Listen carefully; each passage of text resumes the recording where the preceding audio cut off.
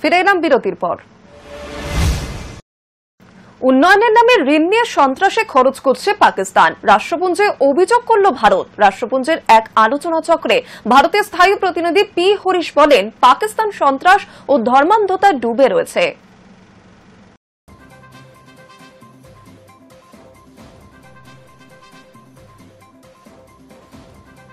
আন্তর্জাতিক অর্থ ভাণ্ডারের এশিয়ান ডেভেলপমেন্ট ব্যাংকের মতন সংস্থার থেকে উন্নয়নের নাম করে ঋণ নিয়ে সেই অর্থ সন্ত্রাসবাদে মদদ দিতে খরচ করছে পাকিস্তান। বুধবার রাষ্ট্রপুঞ্জে এই অভিযোগ তোলা হয়েছে ভারতের তরফে।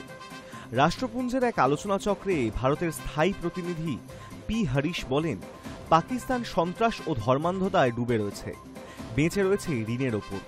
সেই অর্থের একাংশ ঘুরপথে সন্ত্রাসবাদীদের হাতে যাচ্ছে। পহেলগাঁও হত্যাকাণ্ড এবং অপারেশন সিন্দুরের পরে পাকিস্তানের জন্য ৮,৫০০ কোটি ঋণ মঞ্জুর করেছিল IMF।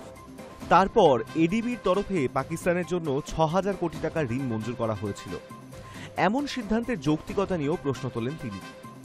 ঘটনাচক্রে পদাধিকার বলে ওই আলোচনা চক্রে সভাপতিত্ব করছিলেন পাকিস্তানের উপপ্রধানমন্ত্রী তথা বিদেশমন্ত্রী মোহাম্মদ ইশাক দার। বর্তমানে তিনি রাষ্ট্রপুঞ্জ নিরাপত্তা পরিষদের সভাপতি। হরিশের আগে ইশাক তার বক্তৃতায় কাশ্মীর প্রসঙ্গ তুলে নিশানা করেন নয়াদিল্লিকে। সেই সঙ্গে ভারতের বিরুদ্ধে সিন্ধু চুক্তি নিয়ে আন্তর্জাতিক বিধিভঙ্গের অভিযোগও তোলেন তিনি। বলেন, জম্মু ও কাশ্মীর রাষ্ট্রপুঞ্জ নিরাপত্তা পরিষদের তালিকাভুক্ত সবচেয়ে পুরনো সমস্যাগুলির মধ্যে একটি। এটি আন্তর্জাতিকভাবে স্বীকৃত বিতর্কিত একটি অঞ্চল, যার চূড়ান্ত নিষ্পত্তি রাষ্ট্রপুঞ্জ নিরাপত্তা পরিষদের প্রাসঙ্গিক প্রস্তাব এবং কাশ্মীরি জনগণের ইচ্ছা অনুসারে করা হবে। Hi news network.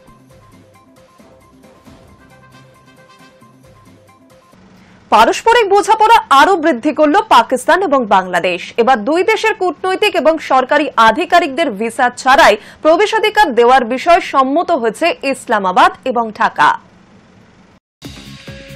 পারস্পরিক বোঝাপড়া আরও বৃদ্ধি করল পাকিস্তান এবং বাংলাদেশ। এবার দুই দেশের কূটনৈতিক এবং সরকারি আধিকারিকদের ভিসা ছাড়াই প্রবেশাধিকার দেওয়ার বিষয়ে সম্মত হয়েছে ইসলামাবাদ এবং ঢাকা। বুধবার ঢাকায় বাংলাদেশের স্বরাষ্ট্র উপদেষ্টা আলম চৌধুরীর সঙ্গে বৈঠক করেন পাকিস্তানের অভ্যন্তরীণ মন্ত্রী মহসিন নকভি। সেখানেই এই ভিসাবিহীন প্রবেশাধিকারের বিষয়ে চূড়ান্ত সিদ্ধান্ত নেওয়া হয়। পাকিস্তানের অভ্যন্তরীণ মন্ত্রকের তরফে একটি বিবৃতি দিয়ে বলা হয়েছে, দুই দেশে যাদের কাছে কূটনৈতিক এবং সরকারি পাসপোর্ট থাকবে তাদের ভিসা ছাড়াই প্রবেশাধিকার দেওয়ার সিদ্ধান্ত নেওয়া হয়েছে। এই বিষয়ে দুই দেশ যৌথভাবে সম্মত হয়েছে বলেই জানানো হয়েছে বিবৃতিতে। তবে ঠিক কবে থেকে এই ভিসাবিহীন চলাচল শুরু হবে তার উল্লেখ করা হয়নি। বুধবারের বৈঠকে স্থির হয়েছে, সন্ত্রাসবাদ দমন, অভ্যন্তরীণ নিরাপত্তা, মাদক নিয়ন্ত্রণ, মানব পাচার রোধের মতো বিষয়ে একসঙ্গে কাজ করবে বাংলাদেশ এবং পাকিস্তান। দুই দেশের প্রতিনিধিদের নিয়ে একটি যৌথ কমিটি গঠন করা হবে। পাকিস্তানের তরফ থেকে ওই কমিটির নেতৃত্বে থাকবেন অভ্যন্তরীণ মন্ত্রকের সচিব খুররাম আঘা। তাছাড়া পুলিশি প্রশিক্ষণের বিষয়ে দুই দেশ একে অপরের সঙ্গে সহযোগিতা করবে বলে বৈঠকে স্থির হয়েছে। খুব শীঘ্রই বাংলাদেশের একটি প্রতিনিধি দল ইসলামাবাদের ন্যাশনাল পুলিশ একাডেমিতে যাবে। বুধবার ঢাকায় পাকিস্তানের অভ্যন্তরীণ মন্ত্রীকে গার্ড অফ অনার দিয়ে স্বাগত জানানো হয়। বাংলাদেশের স্বরাষ্ট্র উপদেষ্টা জানান, পাক মন্ত্রীর বাংলাদেশ সফর দুই দেশের পারস্পরিক সহযোগিতার ক্ষেত্রে গুরুত্বপূর্ণ পদক্ষেপ। এর ফলে বাংলাদেশ এবং পাকিস্তানের দ্বিপাক্ষিক সম্পর্ক আরও মজবুত হবে বলেই আশা প্রকাশ করেন তিনি। প্রসঙ্গত ১৯৭১ সালে পাকিস্তান থেকে বিচ্ছিন্ন হয় সাবেক পূর্ব পাকিস্তান, তৈরি হয় স্বাধীন বাংলাদেশ। তারপর থেকেই দীর্ঘ সময় ধরে পাকিস্তানের সঙ্গে বাংলাদেশের সরাসরি বাণিজ্য প্রায় বন্ধই ছিল। সম্প্রতি বাংলাদেশের অন্তর্বর্তী সরকার দুই দেশের মধ্যে ফের দ্বিপাক্ষিক বাণিজ্য চালু করতে পদক্ষেপ করেছে ইউনূসের প্রশাসন। দুই দেশের কূটনৈতিক সম্পর্ককে স্বাভাবিক করতে ইতিমধ্যেই বেশ কিছু গুরুত্বপূর্ণ বৈঠক হয়েছে ঢাকা এবং ইসলামাবাদের। বস্তুত গত বছরের ডিসেম্বরেই মোহাম্মদ ইউনূসের প্রশাসন জানিয়েছিল, বাংলাদেশের ভিসা সহজেই পেয়ে যাবেন পাকিস্তানিরা। বিশ্বের যে কোনো প্রান্ত থেকে কোনো পাকিস্তানের নাগরিক যদি বাংলাদেশে যেতে চান, তাদের ভিসা সংক্রান্ত সমস্যা হবে না। সব দেশে বাংলাদেশের দূতাবাস এবং উপদূতাবাসে এমনটাই নির্দেশ পাঠিয়েছিল বাংলাদেশের অন্তর্বর্তী সরকার। High news network. ফের বিমান দুর্ঘটনা। এবার ভয়ঙ্কর বিমান দুর্ঘটনার সাক্ষী রইল ইটালির ব্রেসিয়া। সমাজ মাধ্যমে ভাইরাল দুর্ঘটনার ভিডিও। সেখানে দেখা যাচ্ছে হাইওয়ের ওপরে ভেঙে পড়ল একটি এয়ারক্রাফট। ঘটনায় মৃত 2, জখম আরও 2। বিশ্বজুড়ে আকাশে আতঙ্ক। এবার ভয়ঙ্কর বিমান দুর্ঘটনার সাক্ষী হল ইটালির ব্রেসিয়া। সেখানে আকাশ থেকে গোত্তা খেয়ে হাইওয়ের ওপর ভেঙে পড়ল একটি এয়ারক্রাফট। প্রাথমিকভাবে জানা গিয়েছে দুর্ঘটনার জেরে দুজনের মৃত্যু ঘটেছে, জখম হয়েছেন আরও দুজন। সমাজ মাধ্যমে ভাইরাল সেই ভিডিও। জানা গিয়েছে দুর্ঘটনাটি ঘটেছে ব্রেসিয়ার কোর্ডামুলি হসপিটাল হাইওয়ের মাঝখানে। ছোট এয়ারক্রাফটটি ইটালির গ্র্যাগনানো থেকে ট্রেভিয়েন্স যাচ্ছিল। মঙ্গলবার বেলা 12টা নাগাদ সেটি গোত্তা খেয়ে আছড়ে পড়ে ব্যস্ত হাইওয়ের মাঝখানে। দুর্ঘটনার ভাইরাল ভিডিওতে দেখা যাচ্ছে হাইওয়ের ঠিক মাঝামাঝি জায়গায় আছড়ে পড়ে বিমানটি। মাটিতে ধাক্কা লাগতে বিস্ফোরণ ঘটে। সেই আগুনের গোলার মধ্যে ঢুকে পড়ে একটি ট্রাক এবং একটি গাড়িও। অন্য একটি গাড়ি কোনো মতে অগ্নিকুণ্ডের কিছুটা আগে ব্রেক কষে দাঁড়িয়ে পড়ে। ইটালির পুলিশ সূত্রে জানা গিয়েছে দুর্ঘটনায় মৃত্যু হয়েছে বিমানের দুই যাত্রী সের্জিও রাভাগিলা বছর 75 এবং অ্যানা মারিয়া ডে স্তেফানো বছর 60। হাইওয়েতে থাকা দুই গাড়ি চালক আগুনের গোলার মধ্যে ঢুকে পড়ে জখম হন। তাদের একজনকে হাসপাতালে ভর্তি করা হয়, অন্য একজনকে প্রাথমিক চিকিৎসার পরে ছেড়ে দেওয়া হয়। দুর্ঘটনার জেরে হাইওয়ে দীর্ঘক্ষণ গাড়ি চলাচল বন্ধ থাকে, তবে বিমান দুর্ঘটনার কারণ এখনো স্পষ্ট নয়। Hi news network.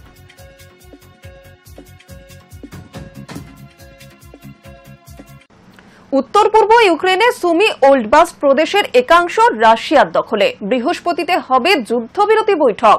রুশ সীমান্তবর্তী সুমি ওল্ডবাস প্রদেশে জুনের শেষ সপ্তাহ থেকেই নতুন করে হামলা শুরু করেছিল ভ্লাদিমির পুতিনের বাহিনী।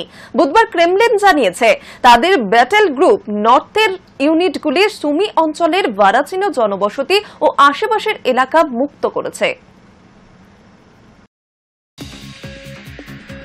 ডনেৎস্ক, লুহান্স্ক, জাপোরিজিয়া, খার্কিভের পরে এবার ইউক্রেনের সুমি ওল্ডবাস প্রদেশের বড় অংশ দখলের দাবি করল রাশিয়া। তাৎপর্যপূর্ণভাবে তুরস্কের ইস্তানবুলে যুদ্ধবিরতি নিয়ে আলোচনা শুরুর ঠিক আগেই রুশ সীমান্তবর্তী সুমি ওল্ডবাস প্রদেশের জুনের শেষ সপ্তাহ থেকেই নতুন করে হামলা শুরু করেছিল ভ্লাদিমির পুতিনের বাহিনী। বুধবার ক্রেমলিন জানিয়েছে তাদের ব্যাটেল গ্রুপ নর্থের ইউনিটগুলি সুমি অঞ্চলের ভার্চিনো জনবসতি ও আশেপাশের এলাকা মুক্ত করেছে। যুদ্ধে অন্তত 1220 জন ইউক্রেন সেনার মৃত্যু হয়েছে বলেও দাবি মস্কোর। এর আগে গত 17 জুলাই রুশ বাহিনী ইউক্রেনের উত্তর খার্কিভ অঞ্চলের দেগোতিয়ার নয়, পূর্ব ডনেৎস্ক অঞ্চলের পোপোভেয়ার এবং দক্ষিণ প্রদেশ জাপোরিজিয়া অঞ্চলের কামেনেস্কয় দখল করেছে। চলতি সপ্তাহে ডনেৎস্কের বেলায়াগোড়া এবং নোভোটোরেটস থেকেও ইউক্রেনের প্রেসিডেন্ট ভলোদিমির জেলেনস্কির বাহিনীকে পিছু হটতে বাধ্য করেছে পুতিন সেনা। গত 3 মাসে যুদ্ধে ডনেৎস্ক লাগোয়া লুহান্স্ক প্রদেশের অধিকাংশ এলাকাও রাশিয়ার দখলে চলে এসেছে। এই অগ্রগতি অব্যাহত থাকলে উত্তর পূর্ব ইউক্রেনের আঞ্চলিক রাজধানী সুমির পতন নিশ্চিত বলেই মনে করা হচ্ছে। এই পরিস্থিতিতে বৃহস্পতিবার থেকে ইস্তাম্বুলে যুদ্ধবিরতি নিয়ে মুখোমুখি আলোচনায় বসছে Moscow Kyiv. Hi news network. ইসরায়েলে হানার প্রতিবাদ করার অপরাধে 80 জন পড়ুয়াকে বহিষ্কার সিদ্ধান্ত কলম্বিয়া বিশ্ববিদ্যালয়ের। ইসরায়েলের সঙ্গে আর্থিক ও শিক্ষামূলক সম্পর্ক ছিন্ন করার দাবিতে আন্দোলন করছে শিক্ষার্থীদের সংগঠন কলম্বিয়া ইউনিভার্সিটি অ্যাপার্থিড ডাইভেস্ট।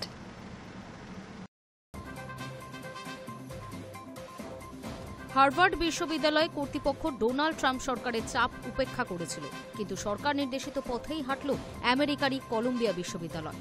প্যালেস্টাইনের সমর্থনে এবং গাজার ইসরায়েলি হামলার প্রতিবাদে বিক্ষোভ দেখানোর অপরাধে প্রায় 80 জন পড়ুয়ার বিরুদ্ধে শাস্তিমূলক পদক্ষেপ করা হল। বহিষ্কৃত পড়ুয়াদের মধ্যে কয়েকজনের ডিগ্রি বাতিলেরও সিদ্ধান্ত নিয়েছে কলম্বিয়া বিশ্ববিদ্যালয় কর্তৃপক্ষ। গাজা এবং ওয়েস্ট ব্যাংকের মতো প্যালেস্টাইনি ভূখণ্ডে ইসরায়েলি ফৌজের ধারাবাহিক হামলা এবং সাধারণ নাগরিকদের হত্যার প্রতিবাদে হার্ভার্ড সহ আমেরিকার বেশ কিছু কলেজ বিশ্ববিদ্যালয় গত বছর থেকে শুরু হওয়া বিক্ষোভ ছড়িয়ে পড়েছে কলম্বিয়াতেও। তেল আভিভের সঙ্গে সব ধরনের আর্থিক এবং শিক্ষামূলক সম্পর্ক ছিন্ন করার দাবি জানিয়ে আন্দোলন শুরু করেছিল ওই বিশ্ববিদ্যালয়ের শিক্ষার্থীদের সংগঠন কলম্বিয়া ইউনিভার্সিটি অ্যাপার্থিড ডাইভেস্ট। সিইউএডির তরফে জানানো হয়েছে শাস্তিপ্রাপ্ত পড়ুয়ারা গত মে মাসে বাটলার লাইব্রেরিতে বিক্ষোভ এবং 2024 সালে অ্যালামনাই উইকেন্ডে ক্যাম্পাসে তাঁবু খাটিয়ে অবস্থান আন্দোলনে যোগ দিয়েছিলেন বলে অভিযোগ এনে শাস্তিমূলক পদক্ষেপ করা হয়েছে। প্রসঙ্গত গত এপ্রিল মাসে ট্রাম্প সরকার অভিযোগ করেছিলেন মার্কিন বিশ্ববিদ্যালয়গুলিতে ইহুদি বিদ্বেষের আবহ তৈরি হয়েছে। একই সঙ্গে পরিস্থিতি নিয়ন্ত্রণে বিশ্ববিদ্যালয় কর্তৃপক্ষ সঠিক পদক্ষেপ করছে না বলেও অভিযোগ তোলে ওভাল অফিস। বিশ্ববিদ্যালয়গুলির ক্যাম্পাসে ইহুদি বিদ্বেষ বন্ধ করার জন্য কি কি করণীয় সেই বিষয়ে কিছু শর্তও দেওয়া হয়েছিল, কিন্তু ট্রাম্প সরকারের দেওয়া শর্তাবলী মানতে রাজি হননি হার্ভার্ড বিশ্ববিদ্যালয় কর্তৃপক্ষ। Hi news network. রাস্তায় লড়াই করতে করতে ই-রিকশায় ঝাঁপ ঘোড়ার, গুরুতর জখম 2। ঘটনাটি মধ্যপ্রদেশের জব্বলপুরের। ব্যস্ত সময়ে আচমকা এমন ঘটনায় হতবাক সকলেই। ঘটনায় স্থানীয়রা আঙুল তুলছেন প্রশাসনের দিকে। রাস্তায় লড়াই করতে করতে ই-রিকশায় ঝাঁপ ঘোড়ার, গুরুতর জখম 2। ঘটনা মধ্যপ্রদেশের জব্বলপুরের। ব্যস্ত সময়ে আচমকা এমন ঘটনায় হতবাক সকলেই। স্থানীয়রা আঙুল তুলছেন প্রশাসনের দিকে। নাগরচক এলাকায় গত কয়েকদিন ধরেই ওই দুটি ঘোড়া ঝামেলা করছে, একে অপরের উপর চড়াও হচ্ছে। প্রশাসনকে জানিয়েও কোনো লাভ হয়নি, পদক্ষেপ করেনি পুলিশ বা কেউ। বুধবারও সেই একই কাণ্ড ঘটে। হঠাৎ করে দুই ঘোড়া লড়াই শুরু করে রাস্তায়। পথ চলতি লোকজন চিৎকার করে তাড়ানোর চেষ্টা করলেও লাভ হয়নি। একসময় তারা কাছের একটি শোরুমে ঢুকে পড়ে এবং ভাঙচুর চালায়। সেখান থেকে আবার রাস্তায় বেরিয়ে আসে। লড়াই কিছুতেই থামেনি। প্রত্যক্ষদর্শীরা জানাচ্ছেন, ঝামেলা চলাকালীন এলাকায় এসে পড়ে একটি ই-রিকশা। তার উপর ঝাঁপিয়ে পড়ে ঘোড়া দুটি। যাত্রী ও চালক দুজনেরই আঘাত লাগে। তাদের উদ্ধার করে স্থানীয় হাসপাতালে নিয়ে যায় লোকজন। এদিকে ঘটনার পর দেখা যায় একটি ঘোড়া রিকশার ভিতরে আটকে গিয়েছে। প্রায় 20 মিনিট ধরে সেই অবস্থায় ছিল। পরে স্থানীয়রা মিলে তাকে টেনে বার করে। ঘোড়াটিও কিছুটা আহত হয়েছে বলে জানা গিয়েছে। Hi news network.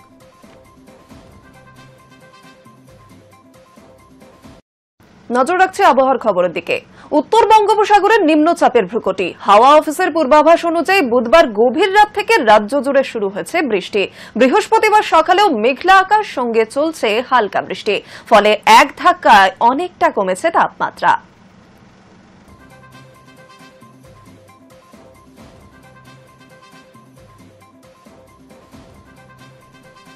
নিম্নচাপের জেরে বৃহস্পতিবার সকাল থেকে মূলত মেঘলা আকাশ। বেলা বাড়ার সঙ্গে সঙ্গে বাড়বে বৃষ্টি। ভারী থেকে অতি ভারী বৃষ্টি হতে পারে পূর্ব ও পশ্চিম মেদিনীপুর এবং দক্ষিণ 24 পরগনা জেলায়।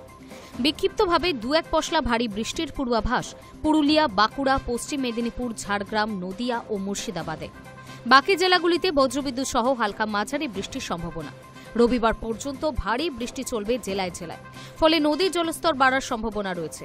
ফলে নতুন করে বিভিন্ন এলাকা প্লাবিত হওয়ার আশঙ্কা। 27 জুলাই রবিবার পর্যন্ত মৎস্যজীবীদের সমুদ্রে যাওয়ার ক্ষেত্রে নিষেধাজ্ঞা জারি করা হয়েছে। বৃহস্পতিবার দিনভর উত্তরবঙ্গের জেলাগুলিতে বজ্রবিদ্যুৎ সহ হালকা থেকে মাঝারি বৃষ্টির সম্ভাবনা। পাশাপাশি গরম ও অস্বস্তি দুটোই বাড়বে। শুক্রবার থেকে রবিবার পর্যন্ত বিক্ষিপ্তভাবে ভারী বৃষ্টির সম্ভাবনা। শুক্রবার কালিম্পং, জলপাইগুড়িতে বিক্ষিপ্তভাবে ভারী বৃষ্টির সম্ভাবনা রয়েছে। সোমবার থেকে কমবে বৃষ্টি। উল্লেখ্য, ভারী বৃষ্টির সতর্কতা দিল্লিতে। পাঞ্জাব, হরিয়ানা, চণ্ডীগড়ে বিক্ষিপ্তভাবে ভারী বৃষ্টি হতে পারে। Hi news network.